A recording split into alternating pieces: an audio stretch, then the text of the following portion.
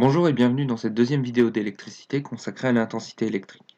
Donc cette vidéo fait directement suite à la première vidéo que j'ai sortie consacrée à la tension électrique. Je vous conseille donc de regarder cette première vidéo avant de regarder celle-ci. Donc les problématiques soulevées dans cette vidéo seront les mêmes que celles soulevées dans la tension électrique, à savoir qu'est-ce que l'intensité électrique, comment on la mesure et comment l'intensité électrique se comporte-t-elle dans des circuits en série, dans les circuits en dérivation. Donc, qu'est-ce que l'intensité électrique? L'intensité électrique est la deuxième propriété scientifique que vous allez étudier en classe de quatrième concernant les chapitres d'électricité. Elle se note grand I et s'exprime en ampères.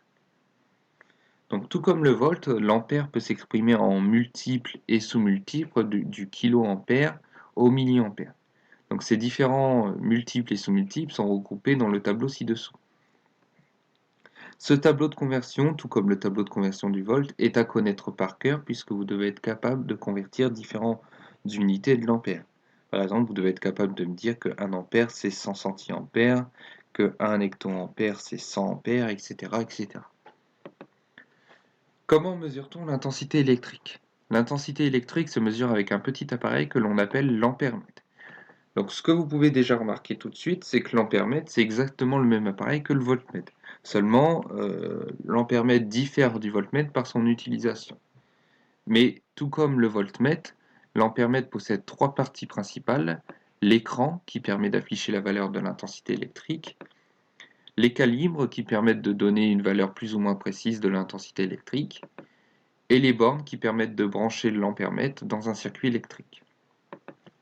Donc quelle partie de l'ampèremètre va nous intéresser dans ce chapitre? Dans le chapitre sur l'ampèremètre, seule une petite partie des calibres vont nous intéresser. La partie MA avec deux traits. Donc toutes les autres parties qui vont de là jusqu'à là ne vont pas nous intéresser dans ce chapitre. Concernant les bornes, il y a deux bornes pour brancher l'ampèremètre dans un circuit électrique, mais ce ne sont pas les mêmes que les bornes du voltmètre. Il y a la borne COM, et la borne 10A. Donc les bornes MA et V ne vont pas nous intéresser dans ce chapitre. Donc comment branche-t-on un ampèremètre dans un circuit électrique? Contrairement au voltmètre où il y a plusieurs calibres à utiliser en fonction de la précision de la valeur, l'ampèremètre, il n'y a qu'un seul calibre à utiliser, c'est le calibre 10A. Tout ceci a pour but d'éviter d'endommager l'ampèremètre, car si vous choisissez un mauvais calibre, l'ampèremètre peut être grillé. Donc, pour éviter cela, on préfère utiliser qu'un seul calibre, le calibre 10A. Contrairement au voltmètre, et ceci est très important, l'ampèremètre se branche entre deux dipôles et donc en série. Donc j'insiste là-dessus, vous ne devez pas confondre l'utilisation du voltmètre et l'utilisation de l'ampèremètre. Je rappelle que le voltmètre se branche aux bornes d'un dipôle et donc en dérivation, et l'ampèremètre, lui, se branche entre deux dipôles et donc en série. Et enfin, un point commun avec le voltmètre, si vous obtenez une valeur négative, cela veut dire que vous avez inversé le branchement de certains fils. Donc cette fois-ci, c'est le branchement des fils branchés A10A et à COM. Donc pour retrouver une valeur non négative, il suffit de réinverser à nouveau les fils. Schématisation d'un ampèremètre dans un circuit électrique. Donc le symbole de l'ampèremètre est relativement le même que le symbole du voltmètre, la seule différence étant que le V majuscule est remplacé par un A majuscule. Donc pour comprendre comment on schématise un ampèremètre dans un circuit électrique, nous allons prendre l'exemple de ce circuit suivant. Donc un générateur branché à une lampe 1, branché à une lampe 2 et l'ampèremètre entre le générateur et la lampe 2. Donc la première chose à faire pour représenter ce circuit électrique, c'est représenter les trois dipôles plus l'ampèremètre.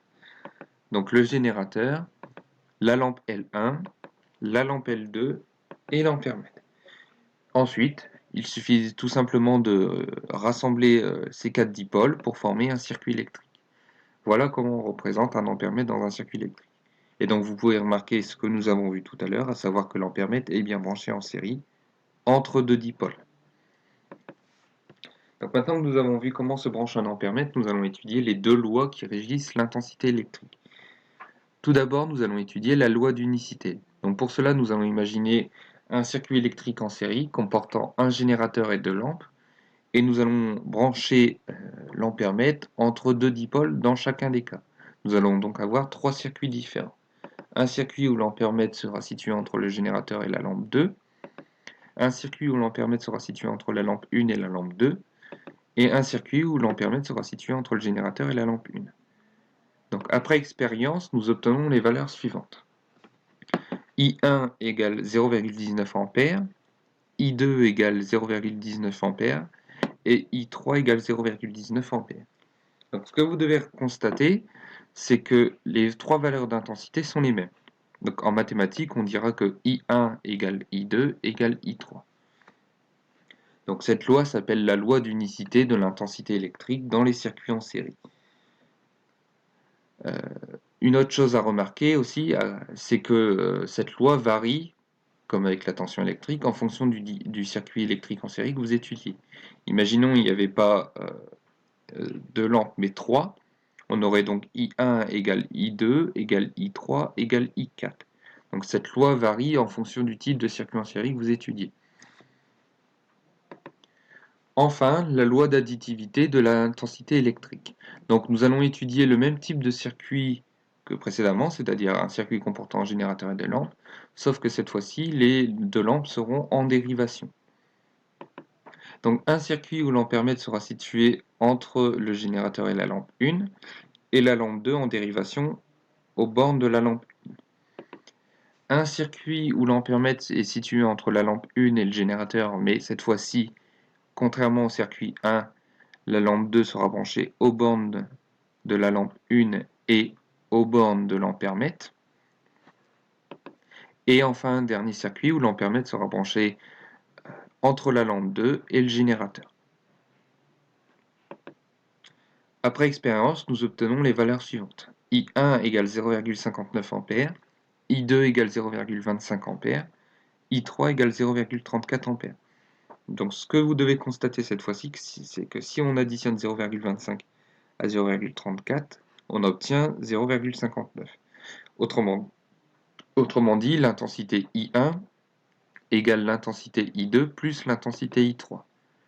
C'est ce que nous avons écrit ici. Cette loi est la loi d'additivité de l'intensité électrique dans les circuits en dérivation. Voilà, je vous remercie de m'avoir écouté.